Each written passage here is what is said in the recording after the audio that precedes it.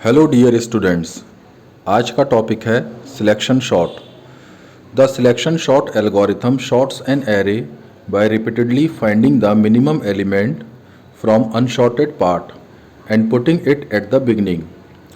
Selection sort में basically हम लोग क्या करते हैं, जो भी हमारे पास एलिमेंट्स हैं जो अनशॉर्टेड हैं, जिनको हमें शॉर्ट करना है, हम उन सारे एलिमेंट्स में से सबसे मिनिमम एलिमेंट्स जो होता है उसको हम फाइंड आउट करते हैं, देन उसको फर्स्ट प्लेस पर पुट कर देते हैं। देन हमारा जो अब एरे हो गया वो हमारा दो पार्ट्स में ब्रेक हो गया। फर्स्ट पार्ट तो हमारा मिनिमम एलिमेंट्स के थ्रू आ गया, शॉर्टेड वाला पार्ट्स जो सबसे मिनिमम एलिमेंट है, और बाकी के जो रेस्ट एलिमेंट्स हैं वो अभी आपके अनशॉर्टेड हैं।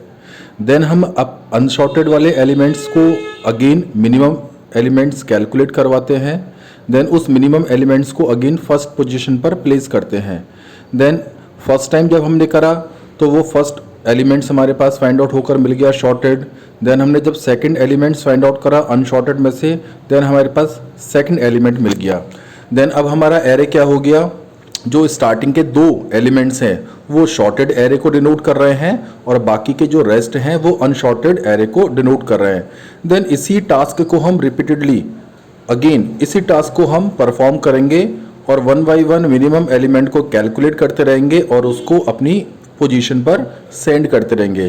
देन फाइनली हमारे पास क्या मिल जाएगा, हमारे पास अनशॉर्टेड में कोई भी एलिमेंट्स नहीं बचेगा और हमारे सारे एलिमेंट्स शॉर्टेड एरे में कन्वर्ट हो जाएंगे और हमारा सिलेक्शन शॉर्ट कंप्लीट हो जाएगा।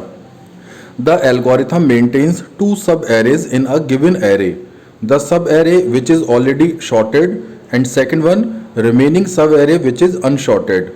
इन एवरी आइट्रेशन और लूप, आइट्रेशन बोलें, स्टेप बोलें, लूप बोलें, same thing, of selection sort, the minimum element considering ascending order, ये जरूर ध्यान रखना है कि आपको असेंडिंग ऑर्डर में ही शॉर्ट करना है। फ्रॉम द अनशॉर्टेड सब एरे इज पिक्ड, अनशॉर्टेड एरे में से हम मिनिमम एलिमेंट को कैलकुलेट कर रहे हैं, उसको पिक कर रहे हैं and moved to the sorted sub array, और सब एरे जो आपका शॉर्टेड वाला है उसमें हम उसको पुट कर रहे हैं। एक एग्जाम्पल लेते हैं कैसे ये वर्क कर रहा है। हमारे पास यहाँ पर एक एरे है ARR जिसमें हमने कुछ एलिमेंट्स को असाइन कर दिया 64, 25, 12, 22 एंड 11।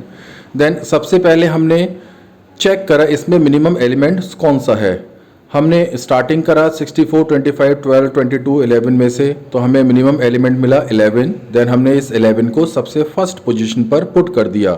देन हमारे पास क्या रिजल्ट आ गया, 11, 25, 12, 22, 64। अब हमारा ये जो एरे है वो दो पार्ट्स में ब्रेक हो चुका है।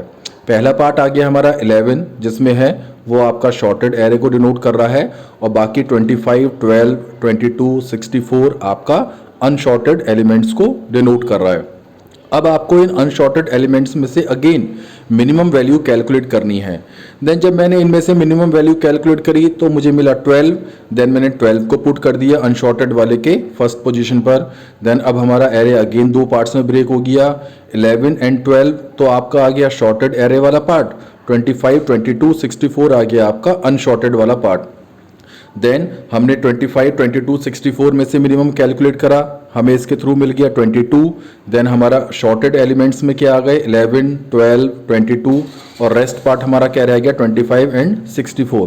देन 25 और 64 में से हमने अगेन मिनिमम कैलकुलेट करा, मिनिमम हमारा 25 है तो वो अपनी सेम पोजीशन पर वहीं रहेगा। देन हमारे पास क्या मिल गया, अब शॉर्टेड एरे 11, 12, 22, 25, और अनशॉर्टेड में अभी क्या है 64। जब लास्ट में हमारा एक सिंगल एलिमेंट रह जाएगा देन उसको हम किसी से कंपेयर तो कर नहीं सकते, देन वही हमारा मिनिमम होगा। देन 64 हमारा अगेन फाइंड आउट होकर मिल चुका है। देन हमारा फाइनली जो एरे आ गया शॉर्टेड 11, 12, 22, 25, 64।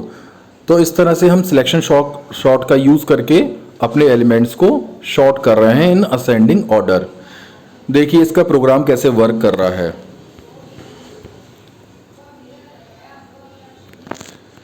सबसे पहले हमने हेडर फाइल मेंशन करी, देन हमने यहाँ पर अगेन 4 फंक्शन लिए हैं। फर्स्ट है आपका user defined function selection short, जिसके अंदर 2 पैरामीटर हैं, एक एरे और एक है एन। एन अगेन साइज को डिनोट कर रहा है, आपके नंबर ऑफ एलिमेंट्स की बात चल रही है यहाँ पर। एक हमने यूजर डिफाइंड फंक्शन लिया यहाँ पर स्वैप नाम का, जिसके अंदर हमने दो पैरामीटर पास करे, पॉइंटर टाइप के वेरिएबल हैं star x star y. Then हमने एक यूजर डिफाइंड फंक्शन लिया प्रिंट एरे नाम का, जिसके थ्रू हम अपने फाइनल शॉर्टेड एलिमेंट्स को प्रिंट करेंगे, जिसके अंदर अगेन हमने दो पैरामीटर ले रखे हैं, एक एरे और एक एन। एन अगेन आपका साइज को डिनोट कर रहा है। देन हमारा मेन फंक्शन स्टार्ट हुआ। ध्यान देना है यहाँ पर हमने जो मेन फंक्शन स्टार्ट करा है, अब हमने इसका रिटर्न टाइप वॉइड नहीं लिया। वॉइड अगर हम लेते तो हम लास्ट में रिटर्न नहीं यूज करते, बट अगर आप मेन फंक्शन में int return type as use कर रहे हैं तो आपको लास्ट में रिटर्न 0 मेंशन करना होगा। देन अब हमने यहाँ पर क्या करा, ARR एरे में हमने 5 एलिमेंट्स को असाइन करा, जो हमने एग्जाम्पल लिया था सेम एलिमेंट्स लिए हैं यहाँ पर भी। देन n के थ्रू हमने साइज ऑफ एरे कैलकुलेट करा। Size of array again number of elements को डिनोट कर रहा है, 1 2 3 4 5, तो n की वैल्यू मेरे पास 5 आ गई। देन मैंने सिलेक्शन शॉर्ट नाम के फंक्शन को कॉल करा, जिसके अंदर मैंने दो वैल्यूज और पास करवाई, एक एरे जो इसके एलिमेंट्स हैं कॉमा n उसका साइज यानी कि 5। देन सिलेक्शन शॉर्ट की वो आ गया डेफिनेशन पर। सिलेक्शन शॉर्ट में हमने 3 वेरिएबल्स को लोकली डिक्लेयर करा, i, j and min। i आपका फॉर लूप के लिए चलेगा, j अगेन आपका नेस्टेड फॉर के लिए चलेगा, min वो वेरिएबल है जिसमें आपकी मिनिमम की वैल्यू कैलकुलेट होती रहेगी। देन अब हमारी क्या वैल्यू चल रही है, और ये भी ध्यान देना है यहाँ पर कि कभी भी अगर किसी भी फॉर लूप के अंदर एक सेकंड फॉर लूप चलता है तो वो नेस्टेड फॉर लूप होता है। इस केस में हर सिंगल i के लिए j की सारी वैल्यूज लाई करेंगी। अगर i इज इक्वल टू 0 की बात करें तो यहाँ पर j की वैल्यू कहाँ से कहाँ तक चल रही है, i इज इक्वल टू 0 तो 0 + 1, तो j की वैल्यू चल रही है 1 से, j is less than n यानी कि 5, तो j इज लेस देन 5 यानी कि 4। तो i इज इक्वल टू 0 के लिए j की वैल्यू 1 2 3 4 चारों के लिए वर्क करेगी। देन क्या हो रहा है, i इज इक्वल टू 0 पर हमने 0 को मिनिमम में असाइन कर दिया। देन j की वैल्यू हमने चलाई 1 2 3 4 से, तो i इज इक्वल टू 0 पर जो एलिमेंट है वो 1 से कंपेयर हुआ, 2 से हुआ, 3 से हुआ, 4 से हुआ। देन फाइनली इफ की कंडीशन के थ्रू अगर कोई भी एलिमेंट्स मैक्सिमम निकलता है देन वो चेंज हो जाएगा और मिनिमम की वैल्यू वो असाइन हो जाएगी नई। देन फाइनली हमारे पास j वो लोकेशन आ जाएगी जिस लोकेशन पर हमारा सारे एलिमेंट्स में से जो मिनिमम एलिमेंट होगा। देन हमारे पास min में आ गई वो वैल्यू जो सबसे मिनिमम वाली वैल्यू है। देन हर बार हमने i इज इक्वल टू 0 के लिए j की वैल्यू चलाते रहे, i इज इक्वल टू 1 के लिए j की चलाई। देन उसके बाद हमारा क्या वर्क हो रहा है, अगर हमारी कंडीशन ट्रू होती है j की वैल्यूज चलाने के बाद, देन इसके बाद जैसे ही हम i की नेक्स्ट वैल्यू पर जाएंगे उससे जस्ट पहले हमें स्वैप फंक्शन को कॉल करना है। फॉर एग्जाम्पल मेरे 5 एलिमेंट्स में से थर्ड लोकेशन वाला एलिमेंट मुझे मिनिमम मिल गया। देन अब इस केस में मैं क्या करूँगा, जो मिनिमम की वैल्यू थर्ड लोकेशन वाली है उसको और एरे की i लोकेशन जो 0 लोकेशन है यानी कि फर्स्ट पोजीशन पर मुझे उस एलिमेंट को मूव करवाना है। देन उन दोनों लोकेशन को मैं आपस में स्वैप कर रहा हूँ। देन स्वैप करने पर क्या हो रहा है, जो हमारा मिनिमम एलिमेंट है वो फर्स्ट पोजीशन पर आ गया i इज इक्वल टू 0 पर, और बाकी के जो एलिमेंट्स हैं वो आपके अनशॉर्टेड आ गए। देन अब क्या होगा, i इज इक्वल टू 1 के लिए j की वैल्यूज चलेंगी 2 3 4। देन अगेन यही सेम टास्क वर्क करेगा। देन हमें मिनिमम कैलकुलेट हो जाएगा जिसको हम i की 1 लोकेशन यानी कि सेकंड एलिमेंट पर प्लेस कर देंगे, और जो मिनिमम जो हमारा सेकंड लोकेशन फर्स्ट लोकेशन पर होगा i इज इक्वल टू 1 पर, वो हमारा स्वैप हो जाएगा। देन ये टास्क हमारा चलता रहेगा। अगेन मैं आपसे बोलूँगा कॉपी और पेन की हेल्प से आप i की सिंगल वैल्यू के लिए j की वैल्यूज चला कर देखिए, आपको ये क्लियर हो जाएगा अच्छी तरह। यही कंसेप्ट है इसमें। देन अगेन ये स्वैप होता रहेगा, मिनिमम हमारा कैलकुलेट होता रहेगा।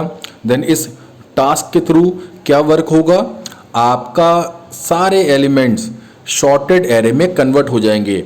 और स्वैप नाम का फंक्शन जब भी कॉल होगा तो स्वैप का हम देख चुके हैं लास्ट प्रोग्राम्स में भी कि स्वैप में हमारा क्या फंक्शनिंग हो रही है।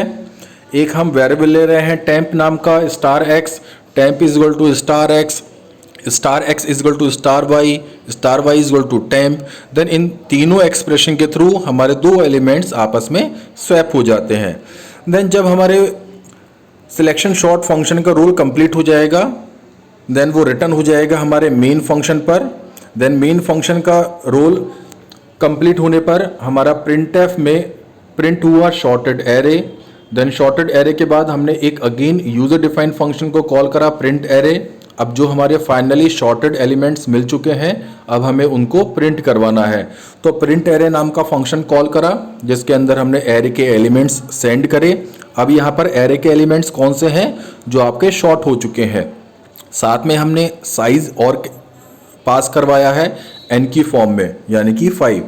देन लास्ट में अगर हम आए तो सिंपली हमने वाइड प्रिंट एरे का यूज करके एक वेरिएबल लिया जो हमारा फॉर लूप के लिए वर्क करेगा i।